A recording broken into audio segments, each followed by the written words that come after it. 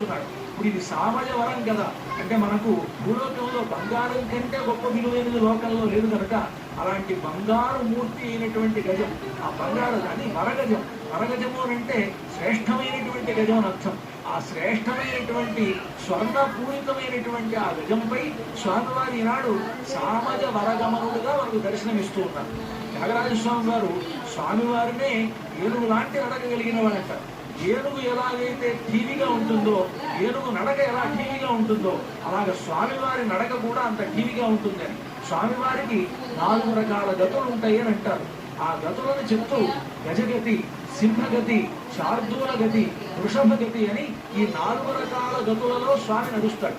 అంటే వృషభం నడిచినట్టుగా నడుస్తాడు, అలాగే గజము నడిచినట్టుగా నడుస్తాడు, సింహం నడిచినట్లుగా నడుస్తాడు.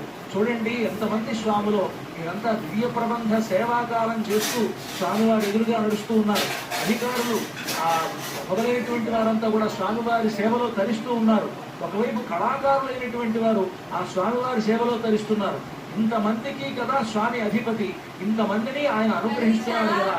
వీరందరూ ఏం చేస్తున్నారు అనంటే శ్రీనివాస ప్రభువు యొక్క సేవలో తరిస్తూ ఉన్నారు. ఎక్కడ నుండి వేద పండితులు కావచ్చు, దివ్య ప్రబంధ పండితులు కావచ్చు, పరమ భాగవతోత్తములు కావచ్చు, వీరంతా కూడా ఆ స్వామి సేవలో తరిస్తూ ఆ స్వామి కేవలం కొంచెం అనుగ్రహ వీక్షణం కోసమని వీరంతా కూడా ఎదురు చూస్తూ ఉన్నారు. అలాంటి స్వామి ఆయన ఎట్లా ఉన్నాడు అంటే గజంపై వరగజంపై ఎక్కి మనందరికీ దర్శనమిస్తూ ఉన్నాడు. 4 రకాల స్వామి గతులు అంటే నడకలు అనమాట.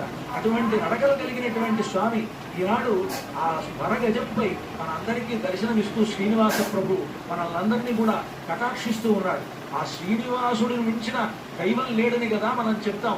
చూడండి ఆ నడకలో ఆ ఏనుగులో ఉండేటువంటి టీని కనిపించే విధంగా స్వామి ఆ శంఖచక్రాలతో, కటి వరదహస్తాలతో, పెద్ద గజమాలతో, పైన 2 ఛత్రావృతములైనటువంటి ఆ పెద్ద పెద్ద ఛత్రములు ఉండగా ఆ గజ గతిలో ఆయన స్వామి వస్తుంటే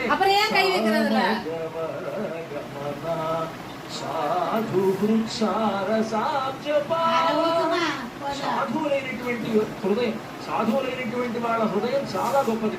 ఎందుకంటే వారి హృదయంలో ఎల్లప్పుడూ భగవంతుడే ఏం చేసి ఉంటాడు కనుక సాధు హృత్సార సాబ్జపాల హృత్సారసం.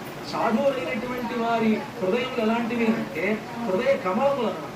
ఆ హృదయ కమలములలో స్వామి వేంచేసి ఉండి వారిని పరిపాలిస్తూ ఉంటాడు కనుక ఆ సాధువులందరినీ కూడా రక్షించడం కోసమే కదా భగవంతుని యొక్క అవతారం. ఆయన ఏం చెప్పాడు, పవిత్రాణాయ సాధూనాం అన్నాడు. చూడండి ఒకవైపు వెంకటేశ్వర స్వామి రూపంతో ఒక చిన్నారి, పక్కనే